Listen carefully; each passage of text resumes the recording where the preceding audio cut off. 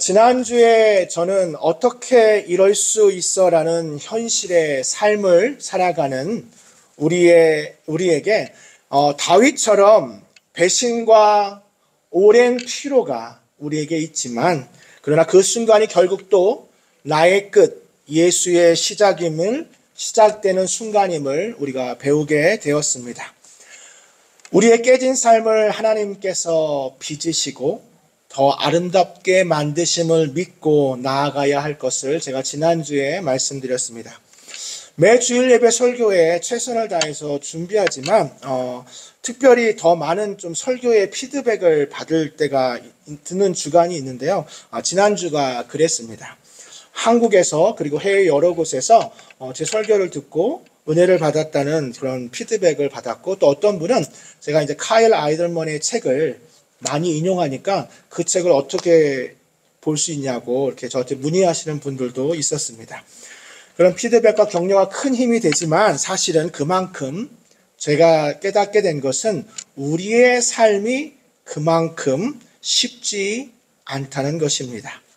어떻게 이럴 수 있어? 라는 감정을 경험할 때, 우리가 그런 감정을 경험할 때 주신 말씀에도 불구하고, 우리에게 그런 말씀을 주심에도 불구하고 우리 모두는 감정과 환경에, 이 땅의 삶에 지배받고 있음을 보게 됩니다.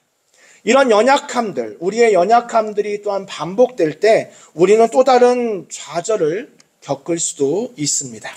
그리스도인으로서 살아가는 삶의 모습, 성경에서 말하는 삶의 모습과 나의 진짜 삶의 모습, 우리의 삶의 모습에 우리는 그 차이로 힘들 때도 있습니다.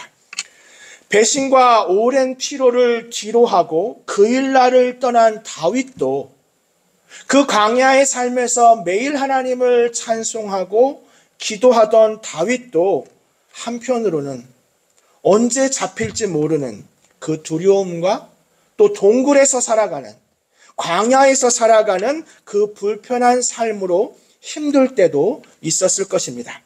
그런 다윗의 상황 속에 요나단이 등장합니다. 그동안 나타나지 않았던 요나단이 오늘 본문에 다시 등장합니다. 오늘 본문은 다윗이 십광야에 있을 때, 그 십광야를 돌아다니며 방랑했을 때 있었던 일입니다. 여기서 십광야는 헤브론에서 남쪽으로 한 5마일 정도 떨어진 지역이고요. 다윗이 떠났던 그일라로부터는 남서쪽으로 12마일 정도 떨어진 곳에 있는 곳이 십광야입니다. 이 십광야를 이제 수풀에 있었다라고 표현하는데요. 그 광야 가운데 십광야에 수풀이 있었는데요. 그 수풀을 영어 성경, NIV나 NAS 그 성경에는 호레스라고 표현하는데, 이 호레스가 히브리 단어의 음역입니다. 히브리 단어로 수풀을 호레스라고 표현하는데요. 우리 한글 성경에는 그냥 수풀이라고 했지만 영어 성경에는 호레스라고 표현했습니다. 이게 수풀입니다. 이 수풀 속에 숨어 있었는데, 요나단이 어떻게 다윗이 거기 있었는지 찾았는지는 알 수 없지만, 그 다윗이 그 수풀에 있었을 때 요나단이 다윗을 찾아옵니다. 그리고 오랜 피로, 오랜 배신과 또 오랜 피로 경고음으로 힘들어하고 있는 다윗에게 요나단이 찾아와서 요나단이 다윗을 위로합니다. 그러면서 요나단이 다윗에게 위로한 말이 뭐냐면, 하나님을 힘있게 의지하라. 하나님을 힘있게 의지하라. 다윗이 어려운 시기에 찾아와 다윗이 마음속에 배신과 피로 경고음으로 힘들었던 그 다윗에게 찾아와 하나님을 힘있게 의지하라고 하신 위로의 이 말이 오늘 복된 주일 저와 여러분에게 주신 하나님의 말씀인 줄 믿습니다. 우리 모두도 하나님을 힘있게 의지합시다. 하나님을 힘있게 의지한다는 것은 첫 번째로 따뜻한 위로의 힘입니다. 하나님을 힘있게 의지한다는 것은 따뜻한 위로의 힘입니다.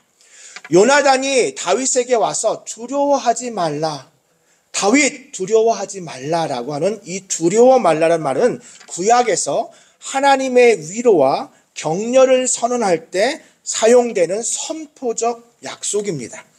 요나단을 통해서 다윗은 다시 한번 위로를 받습니다. 사랑하는 성도 여러분, 하나님의 위로는 때로는 하나님께서 직접 수직적으로 주시는 위로도 있지만 오늘 본문에서 본 것처럼 우리가 함께하는 성도들을 통해 이런 수평적으로 또 올 때가 있습니다. 우리 모두는 혼자 서기에는 너무 외롭고 연약한 존재입니다. 그러기에 요나단이 오늘 다윗에게 와서 사울 왕은 자기 아버지인데요. 사울 왕은 결코 다윗 당신을 죽일 수 없을 것입니다. 이렇게 한 요나단의 말, 이 말은 다윗에게 아마 큰 위로가 되었을 것입니다. 생사가 불투명한 순간에 찾아와 위로가 되고 하나님의 뜻을 확인시켜주는. 근데 이 말은 그냥 요나단이 와갖고요, 다윗에게 기분 좋으라고, 야 다윗 너 걱정하지 마, 두려워하지 마, 아무 일도 없을 거야 라고 그냥 던진 위로의 말이 아니라 요나단이 다윗을 위해 얼마나 많이 기도했는지를 알 수 있습니다. 이제 새로운 시대가 열릴 거야. 요나단은 하나님의 뜻을 전합니다. 새로운 시대가 열리고 그 시대가 열리면 네가 중심에 서게 될 거야. 그러므로 하나님을 믿고 조금만 더 견디어내라. 나는 2인자가 되고 너는 곧 왕이 될 거야. 이것은 바로 하나님의 다윗을 향한 요나단의 마음뿐만 아니라 하나님의 뜻, 하나님의 섭리를 다시 한번 다윗에게 확인시켜 준 것입니다. 다른 말로 하면 방향을 정해주는 따뜻한 위로였던 것입니다. 야고보서에 보면 2장에 이런 말이 나옵니다. 평안히 가라, 배부르게 하라 라고 말은 하지만 그 몸에 쓸 것은 주지 않는 위로. 그 위로가 아니라 앞으로 요나단이 다윗에게 보여준 위로는 앞으로 나아가야 할 방향을 보여주는 따뜻한 위로입니다. 사랑하는 성도 여러분, 여러분은 이 위로를 전달하고 계신가요? 광야에 있는 다윗에게 가장 필요한 건 그 무엇보다도 하나님의 뜻입니다. 아무런 잘못도 하지 않은 다윗이 겪은 광야의 삶, 생명의 위협을 매일 겪어야 하는 그 다윗이 얼마나 불안한가는 우리가 깊게 생각해 보지 않아도 알 수 있습니다. 그런 다윗에게 요나단이 와서 위로하면서 하나님의 뜻을 전합니다. 내가 왕이 되는 것이 아니라, 자신이 왕이 되는 것이 아니라 다윗 네가 왕이 되고 조금만 참고 견디면 된다는 것입니다. 요나단은 믿음의 사람이었습니다. 하나님의 뜻을 분명하게 알고 있었습니다. 사실 요나단도 사울보다 훨씬 훌륭한 왕이 될 사람입니다. 그러나 그는 자신이 왕이 되지 않고 하나님의 뜻을 분별하기에 하나님이 내가 아니라 다윗을 하나님의 왕, 이스라엘의 왕으로 선택했음을 알고 그 뜻을 철저하게 복종하고 다윗에게 용기와 위로를, 하나님의 뜻을 전달하는 것입니다. 다윗도 그런 요나단이 얼마나 믿음의 사람이었음을 알고 있었기에 목숨을 걸고 자신을 지켜주던 요나단이, 그 요나단의 등장은 오늘 다윗에게 큰 힘이 되고 다윗이 다시 한번 하나님을 힘있게 의지하는 계기가 되었습니다. 제가 한 책에서 본 내용인데요. 한 사람이 암 진단을 받았을 때 여러 친구들이 왔을 때 그 친구들의 반응을 통해 그 자신의 마음을 전달한 내용이 있었습니다.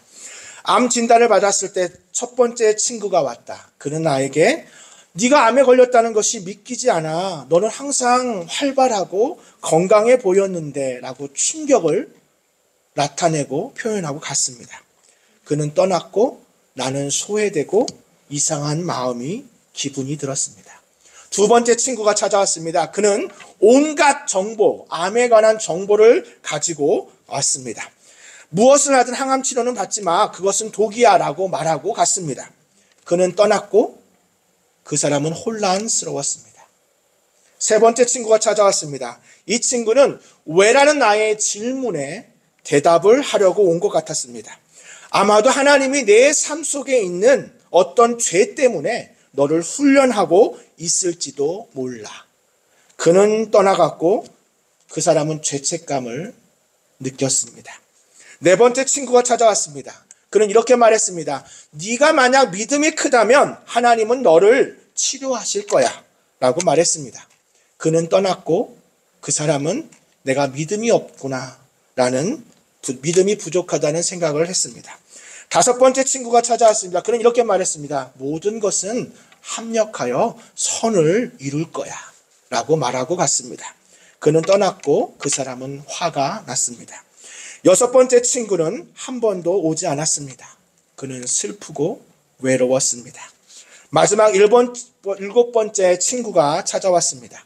그는 그 친구의 손을 잡고 내가 지금 여기 있어. 너와 함께 있고 너가 이 모든 시간들을 이겨내도록 도와주고 싶어. 그렇게 말하고 따뜻한 손을 잡고 갔습니다. 그는 떠났고 그는 사랑받은 기분을 느꼈습니다. 여러분은 어떤 위로를 전달하시는 분인가요? 여러분은 어떤 위로를 전달하는 친구인가요? 요나단의 위로는 다윗으로 하여금 하나님을 힘있게 의지하게 했습니다. 배신감과 오랜 피로 증후군으로 고통받는 다윗에게 하나님은 요나단을 보내셨고 요나단을 통해 위로의 말을 전했습니다. 요나단의 위로는 광야에서 갈 바를 알지 모르는 그 다윗에게 이제 곧 네가 왕이 될 것이니 조금만 견디라는 하나님의 뜻을 전하는 따뜻한 위로였습니다.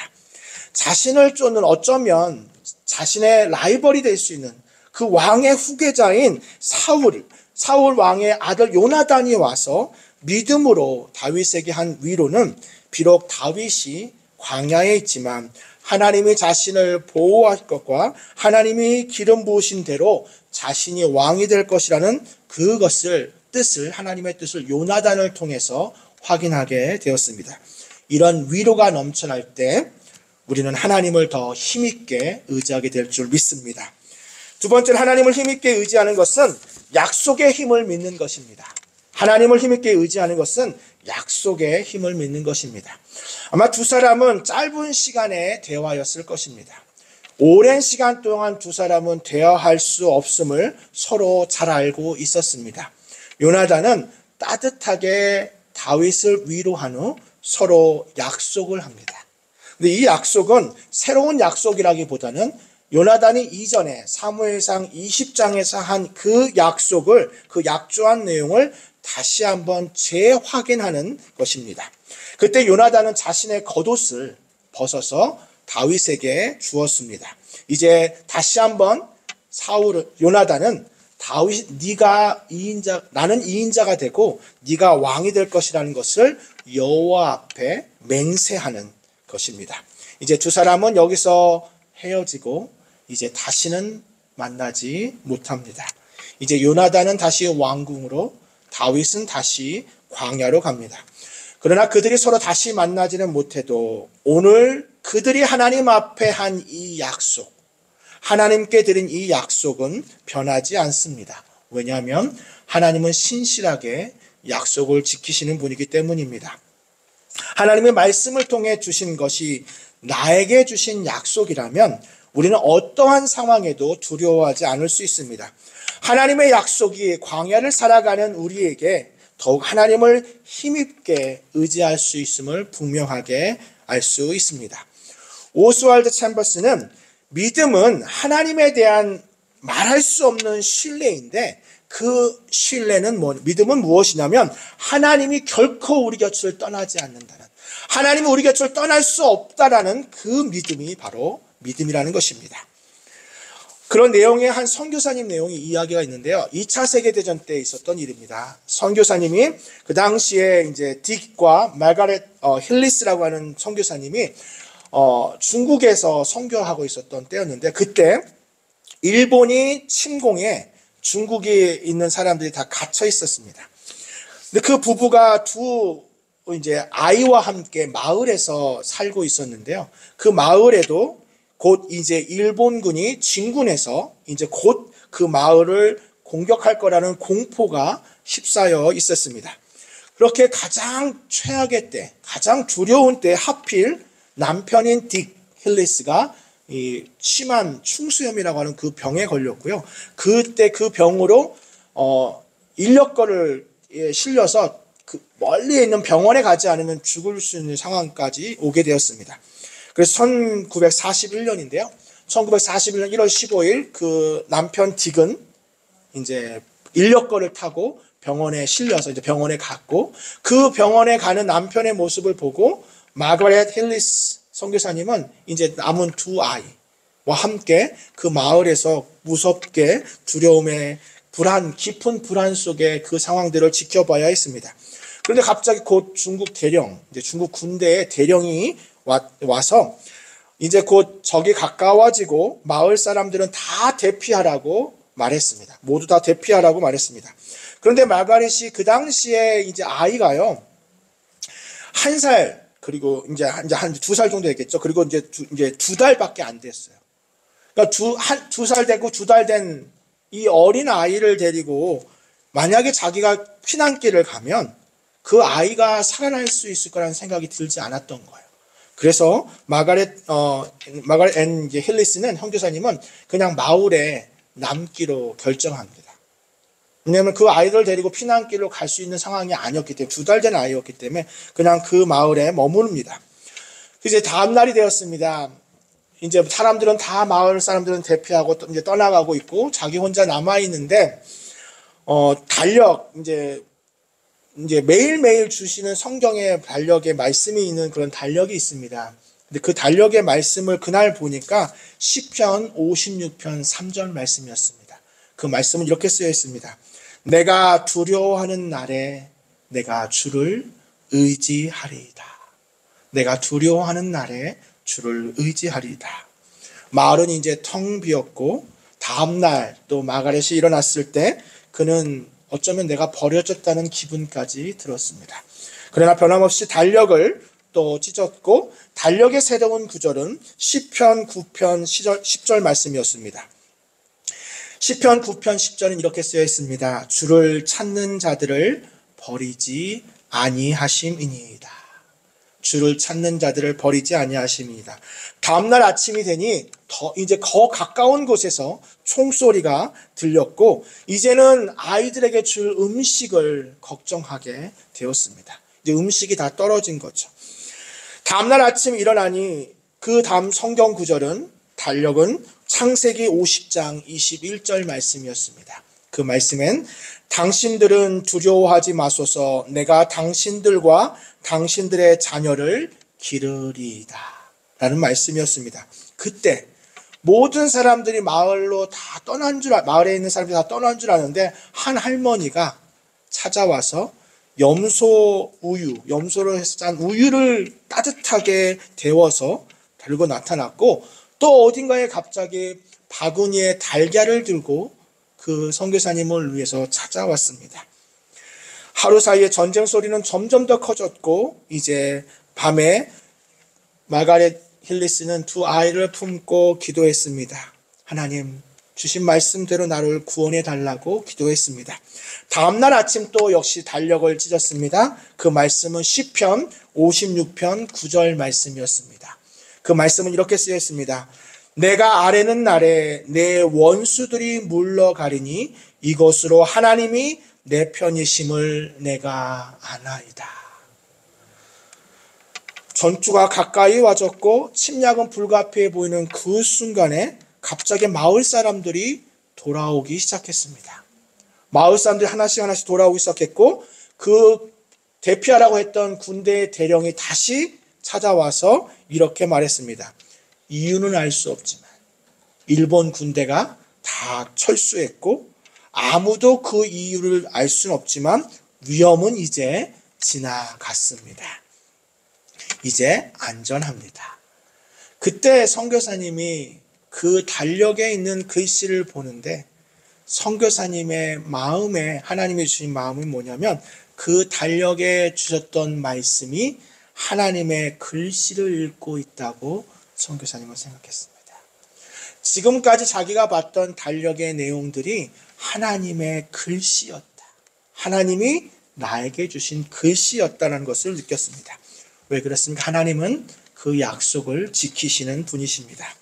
하나님은 요나단을 통해서 다시 한번 약속을 확인함으로써 광야에 있는 다윗에게 지쳐 불안에 떨지 말고 하나님을 힘있게 의지하라고 요나단을 통해서 다윗을 위로하신 것입니다. 무엇 하나 분명하지 않은 이 세대 가운데 이 세대를 살아가는 우리에게 하나님을 힘있게 의지할 수 있는 이유가 있다면 그것은 바로 하나님의 약속의 말씀인 줄 믿습니다. 이 말씀, 우리에게 주신 이 하나님의 말씀이 우리 손에, 우리의 눈에 이 말씀을 묵상할 때 하나님의 약속을 확인할 때 우리는 힘있게 하나님을 의지하게 될 줄 믿습니다. 마지막으로 하나님을 힘있게 의지하는 것은 지혜롭게 행동하는 것입니다. 지혜롭게 행동하는 것입니다. 이스라엘은 아주 작은 영토입니다.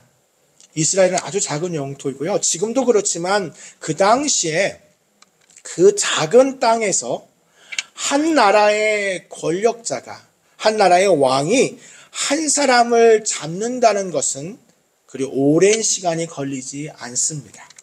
그럼에도 불구하고 사울 왕은 다윗을 매일 잡으려고 했으나 실패했습니다. 왜 그렇습니까?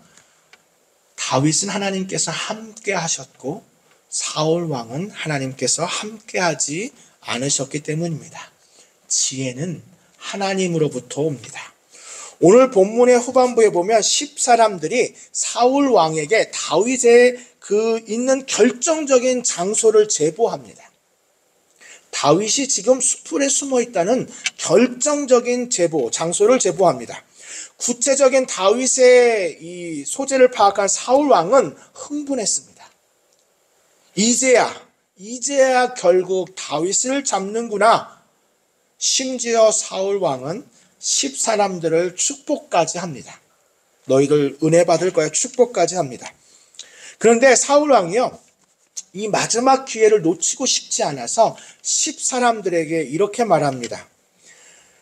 어떤 사람이 말하기를, 자기가 생각했다고 하지도 않고요, 어떤 사람이 말하기를 다윗이 심히 지혜롭게 행한다. 어떤 사람이 말하기를 다윗이 심히 지혜롭게 행한다. 그러니 마지막까지 다윗의 소재를 정확하게 파악할 것을 명령합니다. 사울 왕이 지혜로운 사람이니까 마지막까지 어디 숨었는지 소재를 파악할 것을 명령합니다. 사울 왕도 사실 다윗이 지혜롭게 행한다는 것을 알고 있었습니다. 그러나 사울 왕은 그 지혜가 하나님이 주신 것이라는 것은 몰랐습니다. 다윗의 지혜가 하나님이 주신 것이라는 것은 몰랐습니다.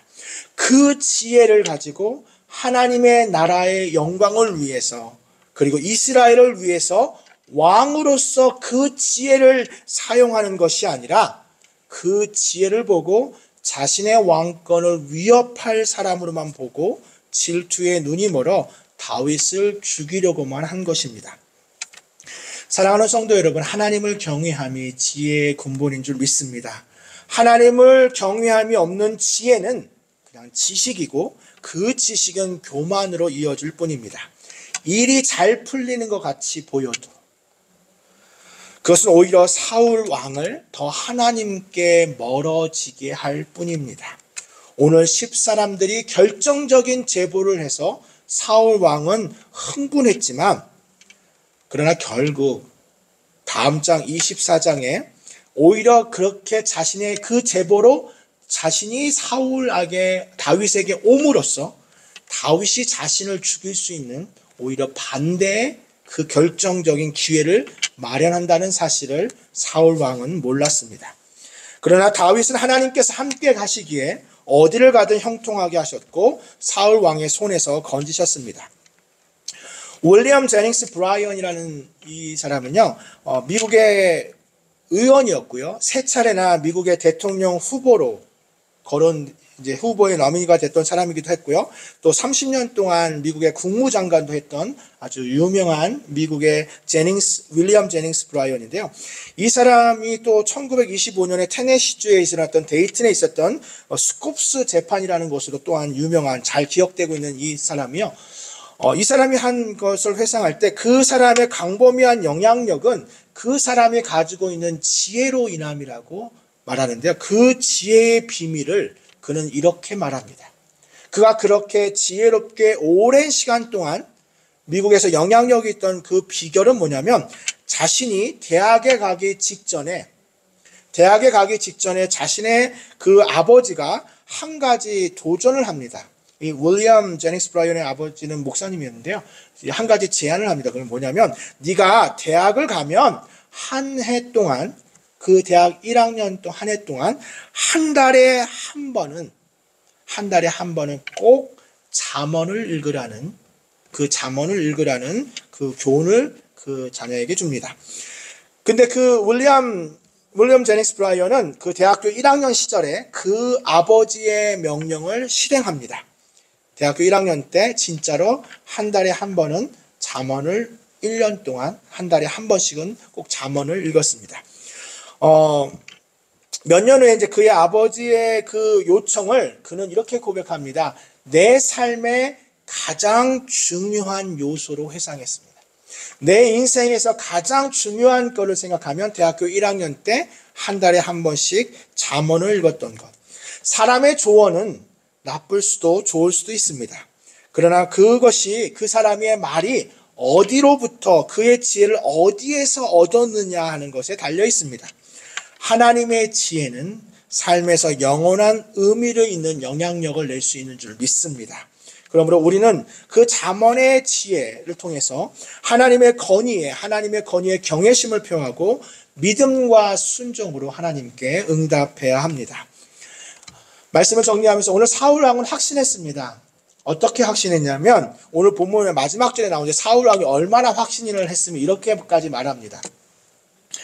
내가 다윗이 니네들이 제보한 것처럼 이곳에 유다 땅에 있는 것만 확인되면 내가 유다 몇천 명 중에서라도 그를 찾아낼 수 있을 것이다. 이제 사울 왕이요 확신이 차서 이제 니네들이 말한 대로 다윗이 유다 땅에만 있으면 이 땅에만 있으면 몇천 명이 있어도 나는 그를 찾아낼 수 있을 거라. 그가 이제 시간 문제라고 사울 왕은 생각했습니다. 근데 그게 바로 사울 왕의 한계입니다. 사울 왕은 하나님이 주시는 지혜가 없는 인간적인 방법만 생각하는 사람입니다. 다윗이 그토록 지혜롭게 자신의 손을 벗어난 것은 하나님의 지혜임을, 하나님이 주신 지혜임을 사울 왕은 알 수가 없었습니다. 10사람들이 결정적인 제보를 했음에도 불구하고 우리 다음 주에 나오는데요. 하나님이 일단 블레셋 사람들이 갑자기 그때 이스라엘을 치러 와요. 그래서 사울 왕이 잠깐 그 블레셋의 공격으로 인해서 다시 돌아가야 됐어요. 예루살렘으로. 그게 다 어떤 일일까요? 하나님이 주신 그런 일인데 사울 왕은 하나님이 주신 지혜가 없기 때문에 이런 상황이 진행되고 있어도 이런 상황이 계속되고 진행되고 있어도 사울은 하나님께 나아가 지혜를 구했다는 말이 단 어디에도 찾아볼 수 없습니다. 사울 왕은 그의 입에 여호와의 이름이 나오긴 하지만 그것은 그의 마음이 아니라 형식적인 표현일 뿐입니다. 말씀을 정리하면 밥 베스는 이렇게 말했습니다. 여러분 삶이 무너질 때, 여러분의 삶이 무너진다고 느낄 때 이유가 필요한 것이 아닙니다. 위로가 필요합니다. 어떤 답이 필요한 게 아닙니다. 누군가가 필요합니다. 예수님은 이 땅에 우리에게 설명을 하기 위해 오신 게 아닙니다. 우리와 함께 하시기 위해 오셨습니다. 우리를 위로하기 위해, 우리와 함께 하기 위해 오신 우리 구주 예수님, 그분이 보내주신 요나단과 같은 친구들로 오늘도 하나님을 힘있게 의지하는 저와 여러분 되시기를 주님의 이름으로 축원합니다. 기도하겠습니다. 사랑의 하나님, 이 땅을 살아가는 동안 하나님을 힘있게 의지하여 승리하는 삶을 살아가기 모두가 소망하지만 모두가 그렇게 살 수 있는 것이 아님을 깨닫습니다. 그러기에 우리에게 요나단과 같은 위로가 필요하고 하나님의 약속의 말씀이 필요하고 그리고 지혜가 필요합니다. 그러나 하나님께 이 모든 것을 겸손하게 구할 때 하나님께서는 이 모든 것을 우리에게 주심을 믿습니다. 그러기에 오늘도 다시 한번 하나님을 힘있게 의지할 것을 다짐합니다. 다윗처럼 일평생 하나님을 힘있게 의지하여 승리하는 우리 모두가 되게 하여 주시옵소서. 예수님의 이름으로 기도합니다. 아멘.